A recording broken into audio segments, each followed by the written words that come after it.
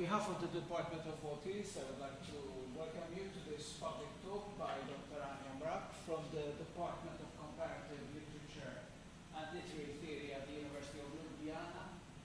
We're honored and very happy to have Dr. Mrak with us. She's been with us for a week. She's had seminars with our postgraduate students, meetings with our colleagues, and also another lecture this morning in which brilliant lecture where she talked about contemporary Slovenian short fiction, and I think gave us a lot of insights not only about Slovenian short fiction but also about Maltese short fiction. There are so many similarities, and it's so enlightening to hear somebody talk so crisply, so brightly, so intelligently about another literature in a way that she was almost talking about, that sounded like she was talking about the short stories of our contemporary writers, Immanuel Mifsud, Clara Zoppardi, Pierre Mela, and so many others. So hopefully this is a collaboration which will continue in the not so distant future, even because of your reflections this morning about the nature, the genre of short fiction. In this lecture today, which is also a part of our course on what is literature, essentially, l'idea letteratura. Dr. Mrak will be talking about a contemporary Slovenian novel which you have had the opportunity to read an excerpt of by Drago Janča. And this will allow Dr. Mrak to talk also about the way literature connects with history, how literature narrates history all over again. And of course, at the same time, making us think about how history is essentially a narrative or a series of narratives, very often a series of conflicting narratives. So this is very much in line with what we're doing in our particular study unit on the relationship between literature and history. The letteratura of the story.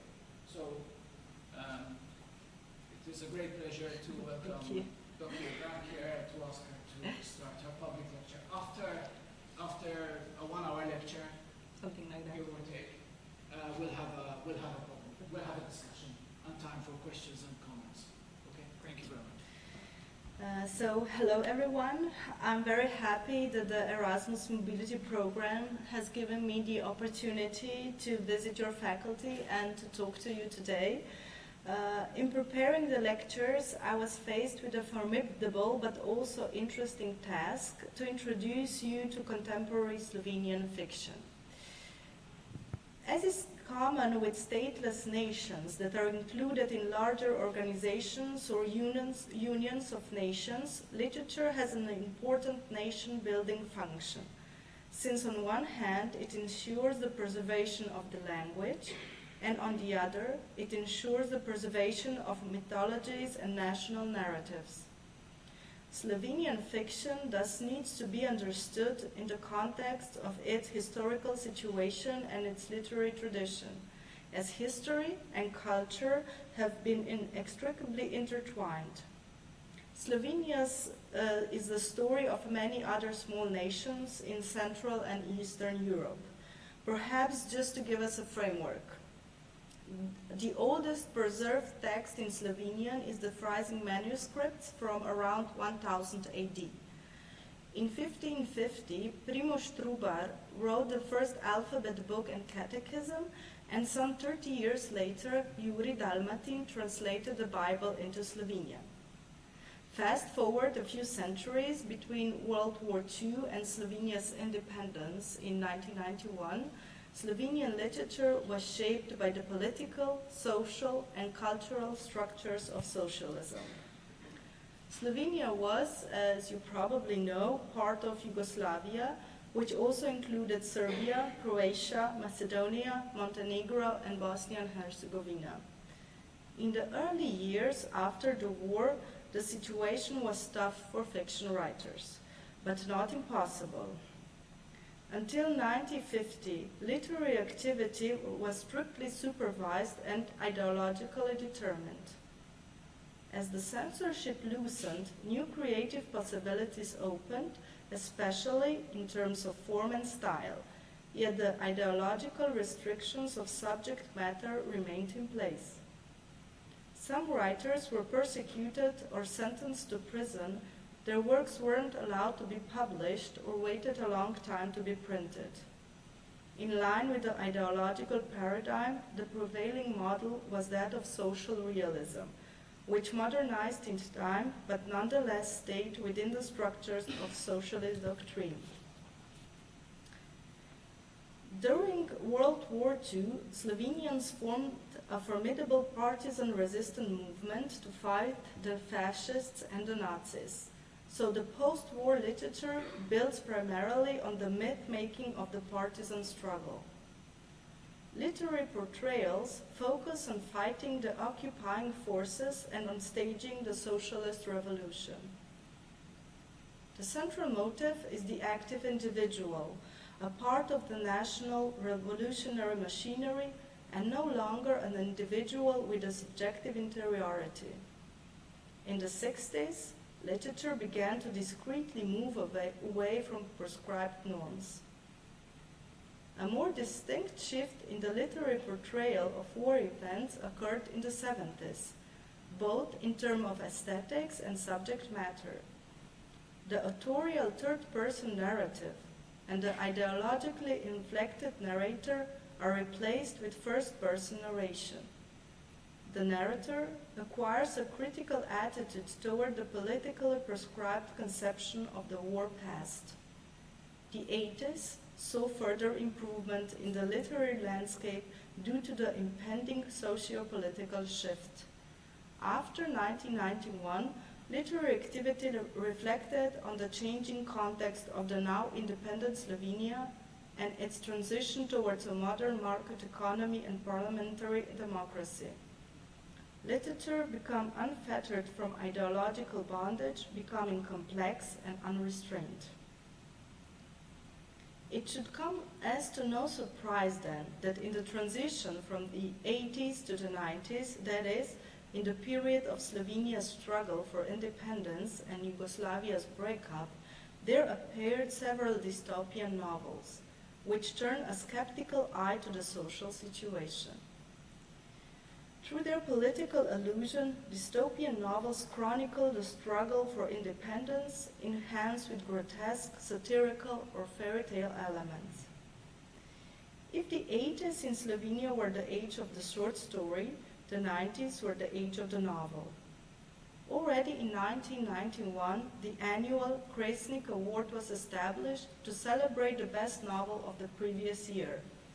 A month before the award ceremony, the committee announces 10 finalists who are later shortlisted to 5. The winner is announced at a ceremony on the day of the summer solstice, during which a bonfire is lit, hence the name of the award, since Kresnik was the Slavic god associated with fire and the summer solstice. The role of the award is to promote Slovenian fiction, and it gives the works considerable media attention. If we quickly skimmed over the list of past award winners, we would be able to fairly accurately delineate the development of contemporary Slovenian literature after 1991. Even though contemporary Slovenian fiction is marked by genre syncretism, there are still distinct trends. The younger, post-independence generation makes a return to reality. The external world once again functions as the narrative frame of reference. Emphasis on the fictional nature of the narrative and intertextuality are put to the background, and some literary critics dab this tendency neorealism. It takes cues from the traditional novel and its realist properties while transforming the model with various modernist and postmodernist mutations. The main feature of the contemporary Slovenian novel is the intimate narrative, which is in line with the major trend in novel writing no longer focused on grand narratives, but on minor social groups and the intimate problems of literary protagonists. The focus on the intimate is closely entwined with the prototypically novelistic search for identity. In this lecture, I would like to present an interesting trend in Slovenian literature after 2000, when perhaps somewhat surprisingly, a resurgence of the partisan narrative started. That is to say, a narrative that deals with the World War II and the period directly after it. This resurgence mirrors the current discourse of reconciliation, remembrance, and revisionism, which figures prominently in media and political debates. Works by Drago Jančar, Zdenko Kodrić, Miha Mazzini, Maruša Krese, Vinko Moderendorfer, to name just a few, demonstrate the power of historical fiction to produce a range of responses from insight, pride, and tributes to accusations, shame, and denunciation. Often, the response is conditioned by the narrative's potential to be read in light of contemporary affairs. Put differently, fiction always says something about the assumptions of the historical moment of its genesis. Contemporary novels dealing with World War II show varying levels of compliance with the partisan myth and to a minor degree the myth of socialist utopia in Yugoslavia. Where the past was once thought to be familiar and fixed, it now becomes strange and troubling in the imagination of writers and readers. The novels creatively recount episodes of national trauma, often through the subjective experience of fictional or semi-fictional characters that have often tested the limits of representation, for example, the historical circumstances and conflicting ideological positions that pitted Slovenians against one another, or events during which the liberation forces played the role of antagonists. Such historical disruptions call for a radical critical sensibility. That is, we need to be able to look at the entire experience rather than a part of it. However, as historian Bojan Godesa points out, what we have seen instead are new attempts to supplant one version of history with another. The impasse continues to block attempts to acknowledge two of the most painful affairs in modern Slovenian history: the killings perpetrated by the partisan forces and the Communist Party, and the collaboration of the Home Guard. In simple terms, the national liberation movement in Slovenia grew under the influence of the Communist Party, which led the Liberation Front and the partisan operations and waged an armed struggle against the Nazi and fascist forces.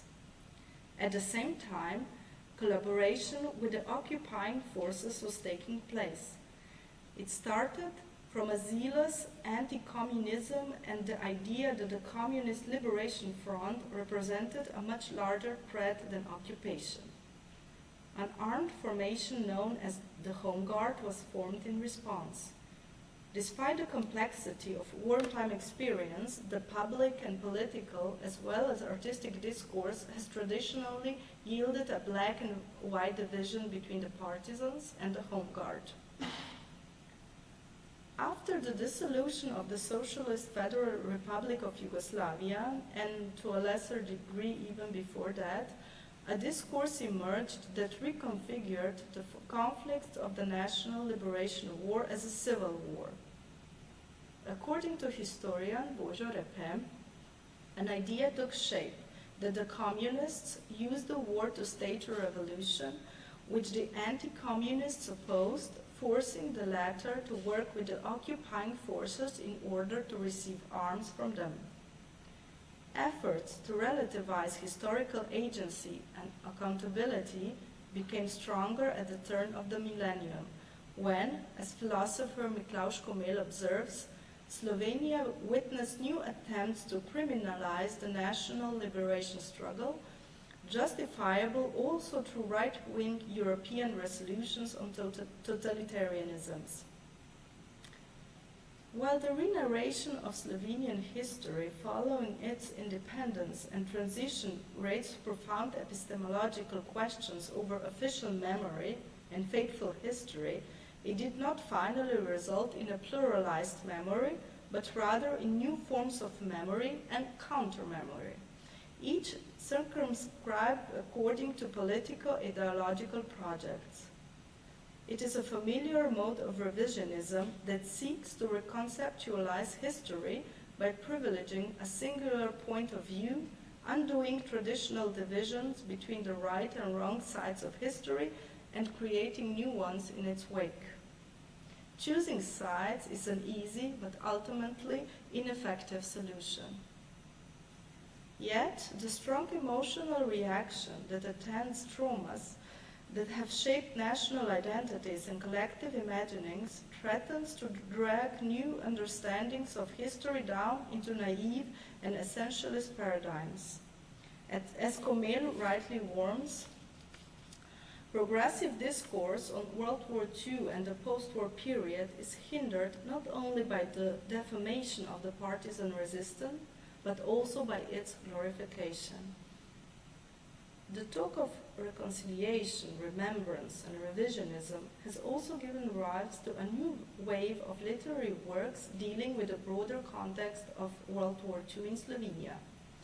For example, a contemporary Slovenian novel about World War II on Slovenian territory may, in fact, say less about that time and place than about our current attitudes towards it. Literature, then, makes our uses of history and memory easily visible because it is in itself a cultural artifact. The price to pay for marginalizing or altogether sidelining memories is the sudden return of these in various guises, each time the historical, political, or cultural landscape changes. It is, to paraphrase German historian Ernst Nolte's famous consideration, a past that won't pass, and therefore it looms large and darkly over the present like a Gothic spectre. The past is recognized anew in line with contemporary debates, reading ideas belonging to the present back into the past, without considering the change in times underpinning them. As forms of memory that circulate publicly, literary works have the power to oppose, or at least point to the ideological constraints that historical and political projects impose on a dynamic, interacting development of memory. As we have already stated, the pursuit of meaning is at the heart of historical and literary enterprise. However, where history makes claim or pretensions to factuality and empiricism, literature trades in a less reliable evidence. As Anne Rigney observes, while artists and writers shape view of the past too, they usually do so while often flouting the rules of evidence and pursuing goals that are not only epistemological, but aesthetics or moralistic. Imaginative writers may be considered reprehensible from the point of view of historiographical standards then, but this does not take away from the fact that they are loved by a large number of people for what they do best in their own way. Even though literature seldom claims the status of a reliable historical witness, it can nonetheless extend historical knowledge, particularly by considering the personal motives and worldviews of historical subjects, and by recapturing the atmosphere of an age rather than simply reconstruct events as historiography does. A fictional historical account further serves as a prism that refracts an understanding of the writer's and reader's historical and cultural context. Moreover, as a medium of conceptualizing and transmitting cultural memory, literature formulates and maintains constructs of national identity, and so, in times of social crisis, It looks to the past to unearth common foundations of identity or to flush the demons of the past in order to make the transition to the future easier. Our notions of identity, whether individual, regional, national, or transnational, are formed and sustained also by the imaginative practice of literature. The example I wish to discuss here today is Drago Jančar's I Saw Her That Night, which got considerable critical acclaim and popularity with readers. There have been several reprints to date, and it also received the Kresnik Award in 2011 and won the French prize for Best Foreign Book in 2014. It has been translated into 15 languages. So, Drago Jančar, I Saw Her That Night. The novel is tenuously based on the historical events concerning the murder of Rado and Ksenia Hribar, a wealthy and influential couple who resided in Castle Strmol until they met their fate on January 4, 1944, by the hands of a group of partisans, and their remains were found in 2015. On one level, the novel tells a tragic love story centered around Veronika Zarnik, a fictional stand-in for Ksenia Hribar. On another, the plot serves as an instrument of inquiry into historical enterprise and the mess and repression at the heart of it. Significantly, by furnishing the schematic information about the Hribar's murder with fictional details, the novel gripped the public imagination more compellingly than any factual account ever could, sparking a heated debate over political killings during and after World War II. It is this mingling of fact and fiction, evidence and speculation that made Jančar's novel of particular interest to readers generally. However, rather than see it as a source of resistance to history's claims to objectivity and truthfulness, it is often perceived as a default version of events. What could have therefore been a confirmation of the narrative, and so always to some extent also imaginative, status of both history and fiction, became another imposition of certainty on the chaos of experience, past and present. Jančar filters the story through 5 narrators, each of whom presents their own vision of Veronika Zarnik, as well as practically and historically contextualizes their actions and experiences. The first narrator is Stevan Radovanović, a Serbian officer of the Royal Yugoslav Army and Veronika's one-time lover. Now interned at a prisoner of war camp in Palma Nova, Italy, Stevan's thoughts turn to the time when they met and fell in love with Veronika. When their extramarital affair becomes public, Stevan falls out of favor with his superior and his promising military career is effectively over. After a brief but passionate liaison, Veronika returns to her wealthy husband Leo, unable to forgo a life of comfort and security. In the gloom of his present situation, Stevan wonders what has become of her and whether she has survived the war. The story picks up in 1945 Ljubljana, where Veronika's mother, Josipina, eagerly awaits her missing daughter's return, where from she does not know. Leo's brother promises to inquire about Veronika's whereabouts with a German doctor who was a frequent guest of the Zarniks at the Podgorska manor. The third chapter is related by the self-same doctor, Horst Hubmeier. Like all male narrators, Hubmeier becomes infatuated with Veronika and, against his better judgment, helps her when one of her employees, Jaranek, is imprisoned by the Gestapo under suspicion of collaborating with the partisans. The fourth chapter jumps forward in time to 1980, when Veronica's former housekeeper, Joži, reveals that Leo and Veronica were arrested by the partisans one winter night in 1944, never to be seen again. The story is concluded by Jaranek. He confirms what the reader at this point quietly holds in dread, that the Zarniks were in fact killed by the partisans.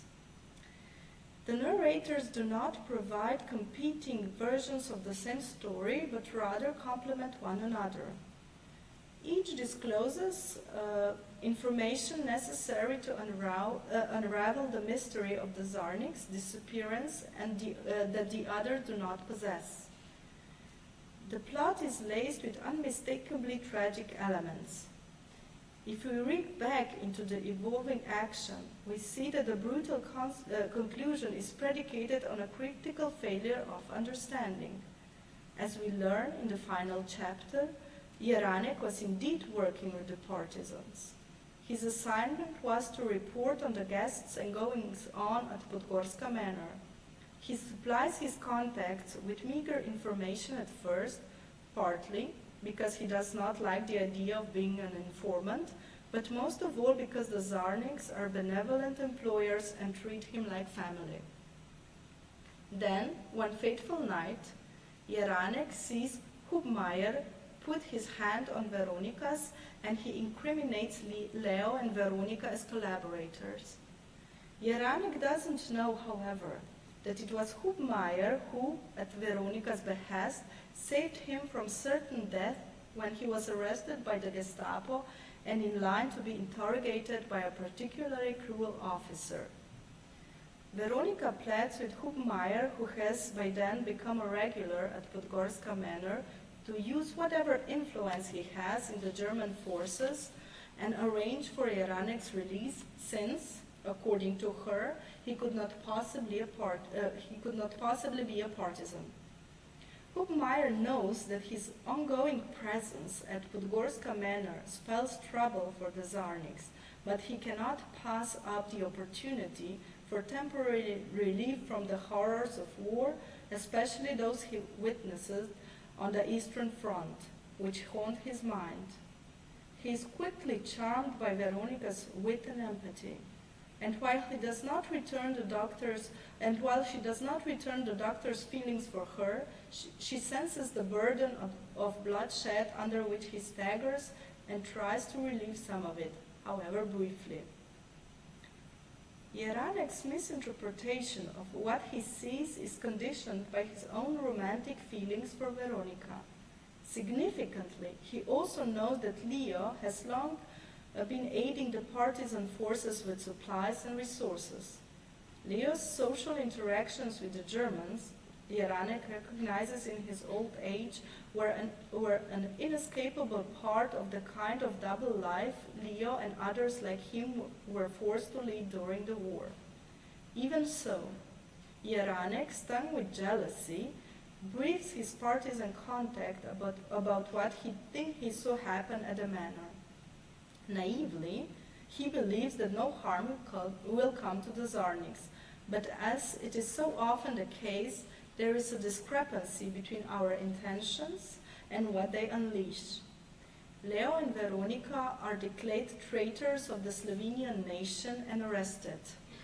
They are taken to a hunting cabin where Leo succumbs to the injuries that he sustained during his interrogation by the partisans, and Veronica is repeatedly raped and finally killed.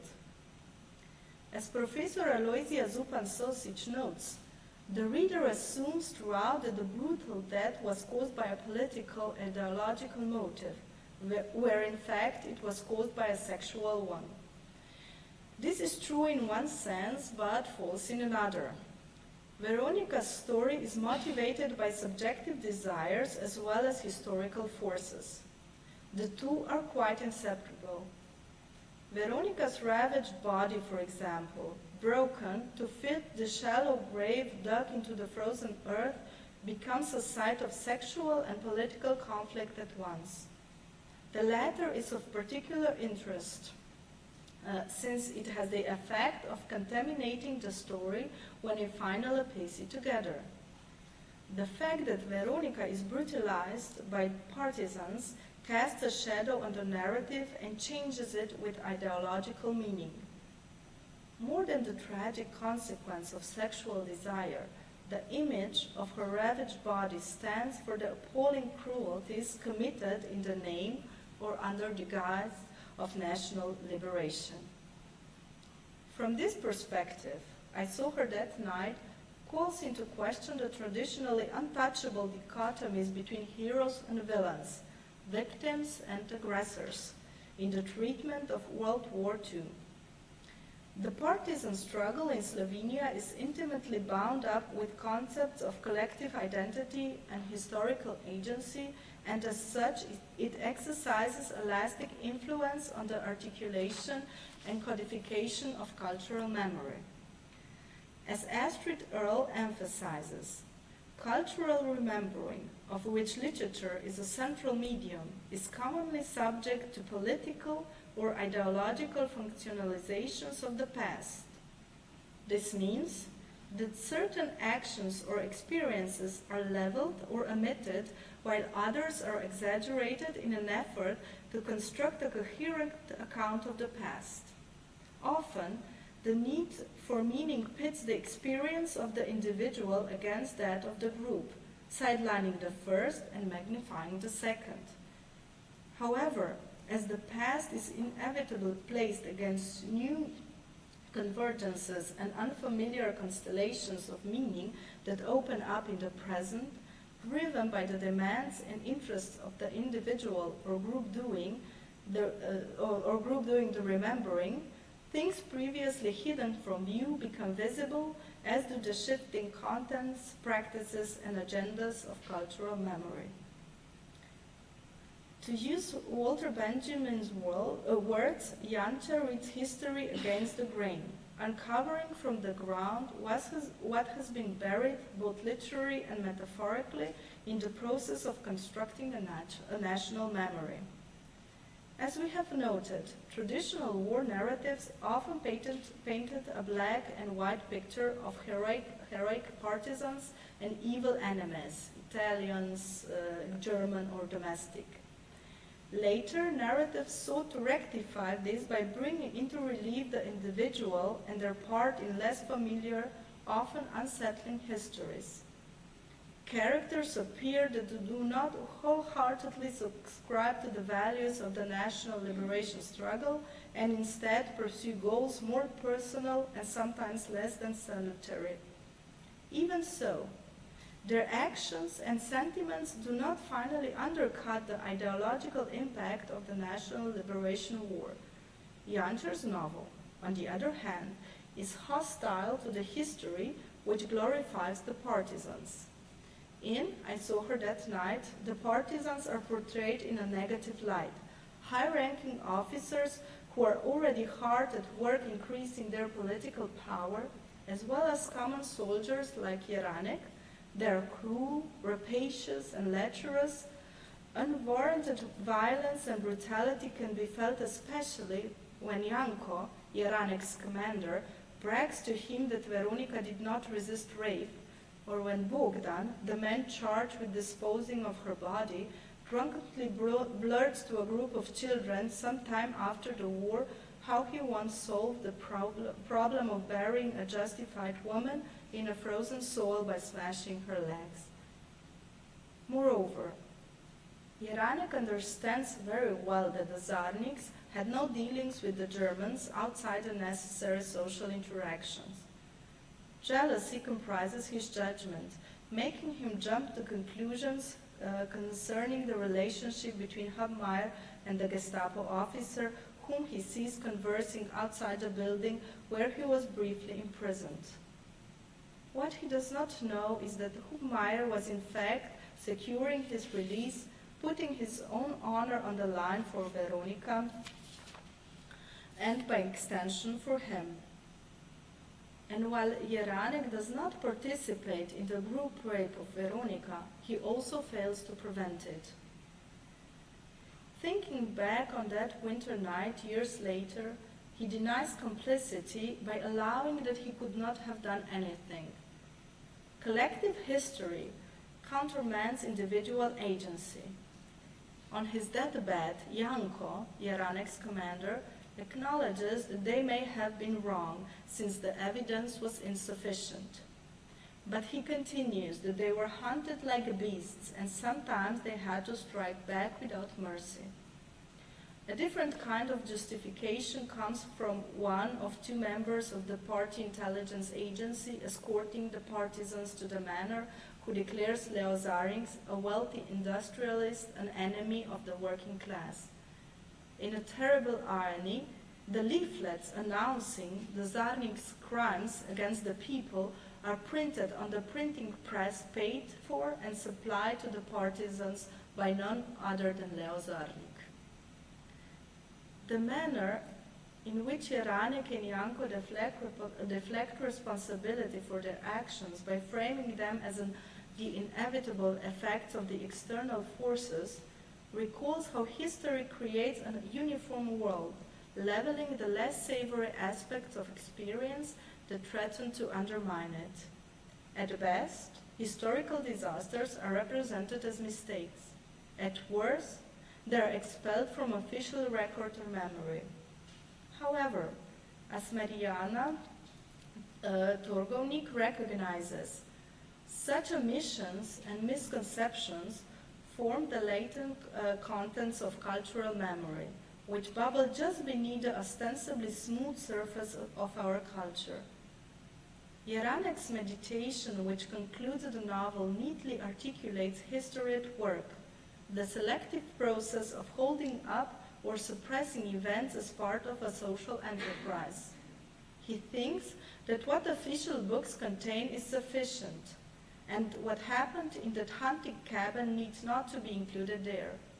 He is reminded of another tragic episode when they shoot a woman picking mushrooms because they mistakenly thought she was a German spy, which reinforces the idea that many such mistakes took place during the war. The manner in which Jeranek and Janko deflect responsibility for their actions by framing them as an inevitable effect of external forces recalls how history creates a uniform world, leveling the less savory aspects of experience that threaten to undermine it. At best, historical disasters are represented as aberrations. At worst, they are expunged from the official record. However, such silences and omissions abide beneath the ostensibly smooth surface of our culture. In true Gothic fashion, the latent refuses to remain buried and claws its way up from the grave to haunt the living. Veronica can in this way be read as a spectre, physically visiting the narrators. The fact that the partisan struggle must be remembered as a forming experience does not relieve us from the responsibility to acknowledge what had been expelled to the shadows in the process. If we ever hope to act responsibly, we must gaze unflinchingly into the past, which is burdened with irrational decisions and unwarranted tragedy. As a means of historical interpolation, fiction has the potential to challenge the standard narratives that underpin our culture. Of course, by the same token, it also has the potential to propagate harmful beliefs. The politics of inclusion and exclusion are part of all narratives, historical, political, or literary. For example, Jančar includes an episode that demonstrates Nazi inhumanity. Hubmaier recalls a German officer who, already retreating from the Slovenian territory with his unit, orders his soldiers to execute a group of innocent farmers after a brief skirmish with the partisans. It is clear that the killings are just an outlet for the officer to vent his frustration over the Germans' imminent defeat. The problem is that the episode feels tackled on with the sole purpose of counterbalancing the partisan violence, thus extricating the novel from the perspective bias. The effect is rather the opposite. By foregrounding crimes committed by the partisans, Jančar largely sidelines those crimes perpetrated by the occupying forces and collaborators. To be sure that the novel seeks to redress a historical injustice is a salutary narrative gesture. However, in recovering one aspect of the past, I Saw Her That Night strips it of another, and so calls attention to its own politics of inclusion and exclusion. One effect is the notion that reality reveals itself most prominently in the chaos and absurdity of existence, undermining the convenient order that history imposes on the world retroactively. This is what Jaranek understands in his meditation many years after Veronica's murder. I quote, "Sleepless nights, campfires, mountains, valleys, paths through the rocks, midnight marches along the edge of a forest just past some village, first blows and gunshots. Over time, all of it has gotten mixed up in a web with no dates, no village or mountain names. I've forgotten so much. But then, it's all written down in the shelves of books that I have in the living room. Not all of it accurately, and not every last detail is there. That woman is missing, who came picking mushrooms, and who we shot because we thought she was a spy. Milan, the traitor, is missing, who forced himself on our unit and would leave messages for the Germans at designated points when he was out on patrol and got lost, as he claimed under interrogation, crying, 'I love you, comrades.' We beat him to death because we couldn't shoot him or would give our position away. That and quite a few other things are missing from those books." So Jaranek calls attention to the historical reconstruction, which by masking a dreary reality lends a sense of progress to life. Social order and legitimacy, Assmann recalls, has continually been based on forgetting. The official history of the wartime experience, replete with strategic silences, functions as a kind of protective zone within which the transformation of society could take place. When social and political stability returns, however, the bonds of silence and denial are broken, and counter-histories are exhumed, only to be repurposed yet again. Because the novel centers upon individuals rather than embodiments of natural myth, the events, actions, worldviews, and feelings it yields up are constructed not as objects of historical knowledge, but as acts of remembering. As Victoria Stewart writes in the context of contemporary British fiction dealing with World War II, the frequent foregrounding of memory as a narrative device is one means by which authors incorporate a postmodern sense of uncertainty about knowledge of the past. The novel can certainly be read as a reaction to ongoing historical revisionism. When new historical evidence emerges, the desire also emerges to revisit the past from a new vantage point. In literature, this desire often facilitates a defamiliarized perspective, one previously occluded or sidelined by social, political, or ideological forces. The resultant landscape of contrasting memories should be a positive move towards something more akin to reconciliation. As Elena Lamberti recognizes, to acknowledge the existence of these contested memories is the first step necessary to encourage the negotiation of a truly shared ethic of memory. Individual stories, precisely because they claim no universal or monolithic status for themselves, finally bundle up into a vision that is at odds with the idea of objective truth. Truth, this story seems to say, is largely a matter of perspective. Even irrefutable actions may spring from causes for which the perpetrator is only partly to blame.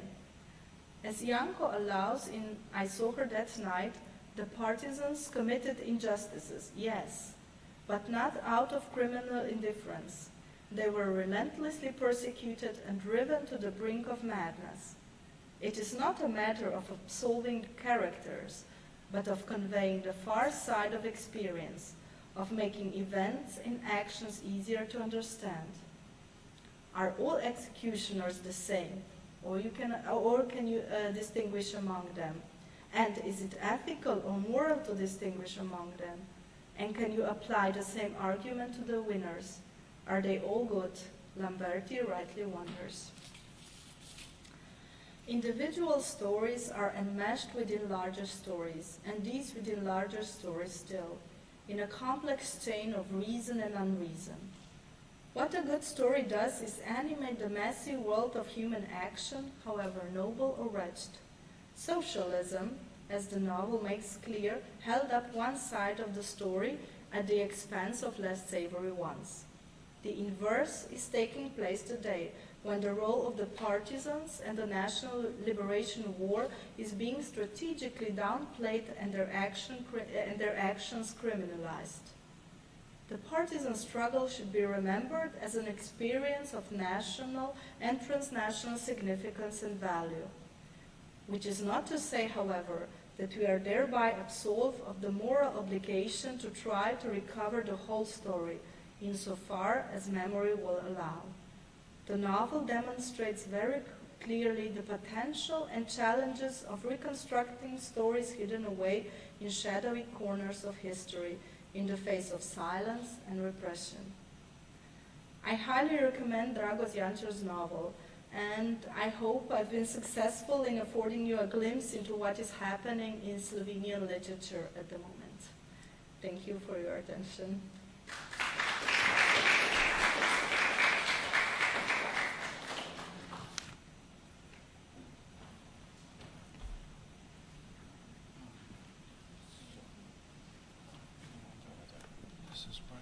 Hello.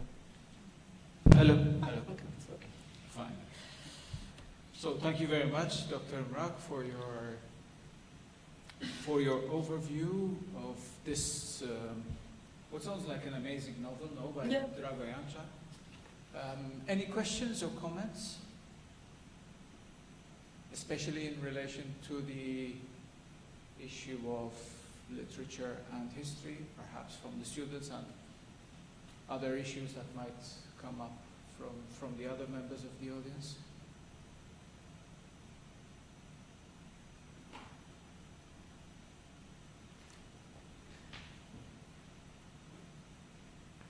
So first of all, thanks again for your talk. My question is a general question, not really about the novel, but you told us that you've been speaking about how World War II not only is at the center of Slovenian fiction, but contemporary Slovenian fiction revisits and revises the story, the narrative of World War II. And I was telling you earlier that even though as a country we were heavily impacted by World War II, not only doesn't it feature heavily in our literature, it's almost absent, sort of. Do you, in Slovenian literature, can you think of these grand narratives that which history commemorates, but then literature has yet to sort of take up? Okay. And what would you say would be the reason? Okay, it's really a good question, because for example, the First World War, it's almost completely absent from contemporary novel. To tell you the truth, I don't remember any novel that was published, I don't know, in the last 20 years that would be dealing with the First World War. And that was also a huge event on our territory. So this Socha front was in our territory, so a lot of people died there and so on. But I think that maybe that's connected with this our cultural memory, because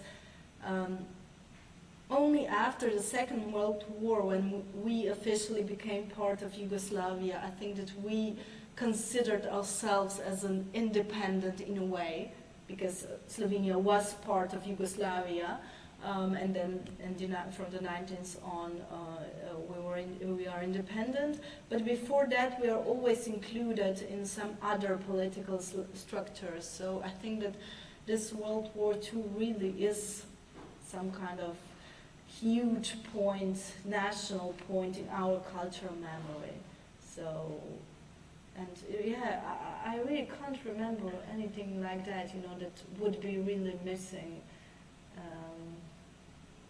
But yes, Second World War is a huge, huge thing in our literature, which is quite interesting because, okay, now it's really not that, it's quite a distant past, but as I mentioned, this Kresnik Award, each year among the top 5, I think that one of the novels is certainly about World War II in that way or another. So, yeah, that's quite interesting. And quite a difference with the Maltese literature.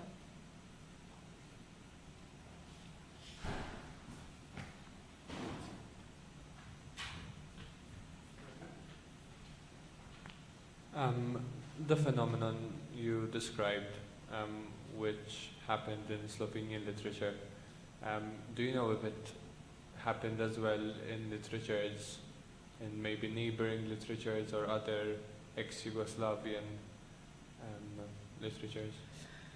To my knowledge, but I'm not expert on all the neighboring literatures, I think that the theme of breakup of Yugoslavia is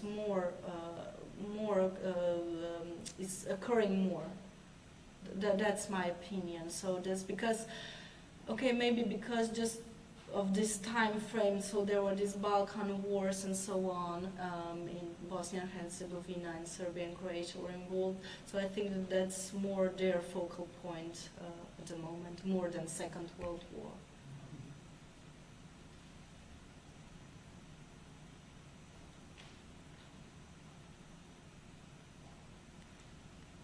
Any other questions? I was wondering, when you were talking about Drago Jančar's novel, I got the impression that you were telling us that his position is very partial. Yeah. In the sense that he is representing the partisans as almost as evil, no? Yeah, of course, absolutely. And this is very different from what happened in many other works of literature, which in many ways mythologized Of course, the partisans. And they put them firmly on the white side and not on the black side. Yeah. And this has happened a lot in our literature. We were talking about it last Friday when we were sort of thinking about how in our narratives of Maltese history there are very clearly the goodies and the baddies, those who are to be mythologized and those who are to be demonized. But on the other hand, I was wondering, sort of, literature isn't meant to be a comprehensive historical account, no? So how does literature, how does a story, how does a novel navigate this tension between telling us what really happened, within quotes, and at the same time doing what literature does best? In other words, using possibly historical facts, but also fiction, but also imagination, but also characters who are not historical characters, in order to give us a glimpse, sides of human nature which possibly a historical document cannot. Yeah, I believe that Drago Jančar, that's my opinion, purposely wrote this novel as in a way, biased one, So, because in that way he really heated up the debate. And this was published after this, how to say, scientific article was published about these murders, because as I said, only in 2015 the remains of this couple were found. So I think it really succeeded in opening up this theme, in sparking the debate about the killings and so on. So in a way, I think it's a good novel, a really good novel. The next one is also about the Second World War, and it's not that good. By Dragoyan. Yeah. The next one is, but it's not good. The characters are not so convincingly, Here you can feel, the reason why somebody did that, even though we don't, agree with their actions. So this one is really well written. But as I said, I didn't like this episode when he's describing this Nazi violence, because it just felt, that it didn't belong there, that he just wanted, to make it more balanced, just to show the other side, that the other side is also bad, not just the partisan. But I think it's completely unnecessary. That his novel works the way it is, so it works in his portrayal of partisans as really bad, like violent and, doing wrong things for wrong reasons, from jealousy, from sexual desire, and so on. And I think that he succeeded in that, so that's why this is good.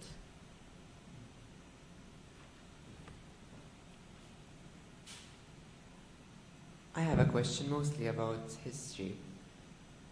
Why was why were the partisans so mythologized and so glorified when they were helped by the communists, and communism is such a trauma?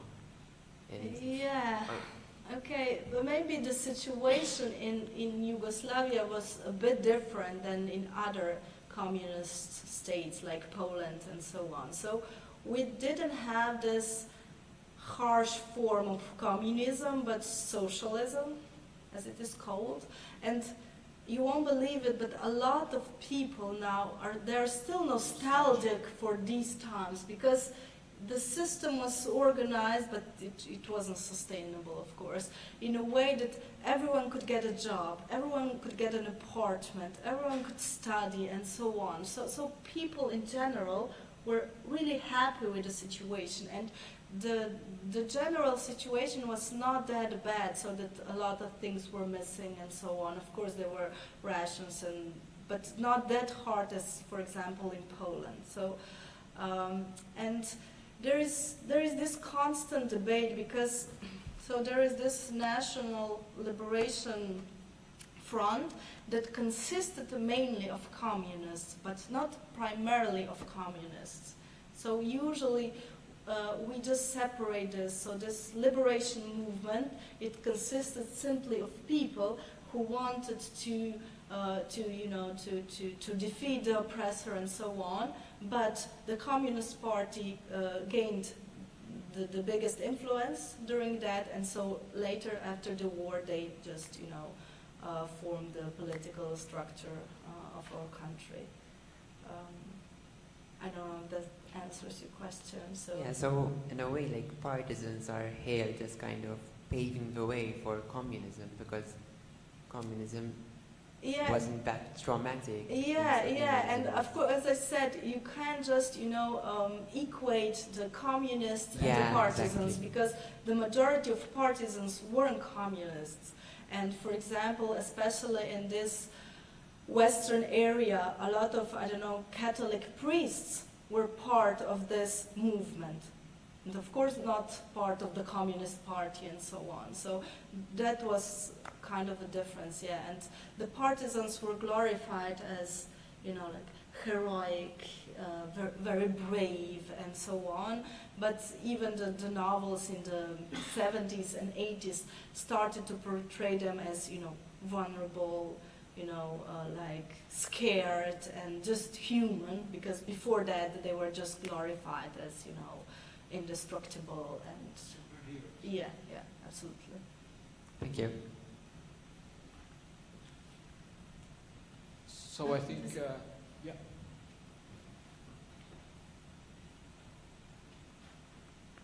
Thank you very much. So in various literatures, in usually either fascist occupied or explicitly fascist states, the partisan takes on the role of the sort of, in a way, an exculpatory role, as though there is a character within the national mythos that is there to redeem the occupier, the collaborators. Yeah. In a way, in Italy you would have the neorealist films, Roma Città Aperta and films like that, and in Spain and in France it's always the resistance. Does the partisan in Slovenian literature occupy that sort of role of, in a way, washing out what the collaborating forces or what the fascist forces would have been doing in Slovenia at the time? Can you repeat this last bit? Does the partisan also participate in a way to sort of clear out what the collaborators and what the fascist forces might have established in Slovenia at the time, to sort of wipe away the former institutions and go, okay, it's okay, we're fine? Of course, like probably everywhere there is this political change. So after the war, there were a lot of, killings. A lot of people were put in prison and so on, because the politics change. So this is also a huge theme in our literature and debates, what was happening basically after the war.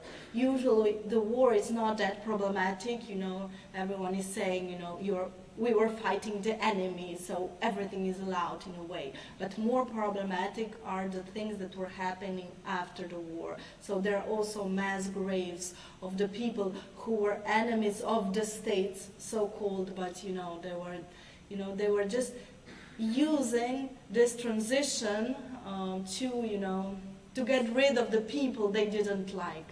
And of course, socialism, as basically as any totalitarian regime, is very, in a way, it's in constant, fear that something is going to happen. So it's constantly, closing people, putting them in prison, and everything they see is a threat to the system. So of course that's what's happening throughout the 60s and so on. So a lot of, for example, writers were put into prison because of their writings. A lot of people, just went missing. So, yeah. Thank you very much. Anyone else? One last point then. In the theory that we're discussing, Oliver Frigeri presents what he describes as the two dimensions of a literary work. He says there's the historical dimension, tifsira storica, dimensione storica, and the aesthetic dimension, or the aesthetic sort of plane. So the historical dimension, I would imagine, is very clear in this case. So of course, it's based on the historical events that you've been discussing, and also on the contested spaces or the contested narratives of that historical period. What would you say are the aesthetic merits of Django Jančar's novel? If you consider it to be a novel which is very partial in its reading of the Second World War, what makes it such a novel that you would really recommend that we read? What makes it a work of great literature? I think that Dianter really succeeded with this structure because he uses different narrators that are not, as I said, they are not talking about the same things, and when you're reading, you're just, piecing things together. And he really succeeded in that. So up until the end, you're not completely sure what happened. And I think that it is a novel that really calls for a second and then third reading, because it's completely different experience if you start reading it again, because then at the beginning you already know what happened. So I think that he really succeeded in that. If he would just use one narrator, the story wouldn't be that good, because we would feel this biased opinion, and like that is much better. And I think it's great because they are constantly focusing on Veronica, but she's not one of the narrators. That's also very interesting. She's the main protagonist. They're all talking just about her, but she's not, there in her own voice. That's also very good. So it's essentially his technique, his literary technique, his ways of narrating, his choices, which make it such an intriguing, such a captivating novel. Absolutely. Okay, and that would be kind of the aesthetic level. Frigieri talks about how in his rather Platonic position, the aesthetic level is dominated by our search for truth and beauty. Okay. And I think your answer somehow refers to both both issues. Could say that. So unless there are any other questions or comments, the students from this course will remain here, but the others, I'd like to thank everyone for being here, and of course Dr. Rania Mrak Thank and you the all. department and Erasmus and the University of Malta, the Department of Maltese for hosting this series of lectures, and hopefully we'll meet again soon. Well, thank you.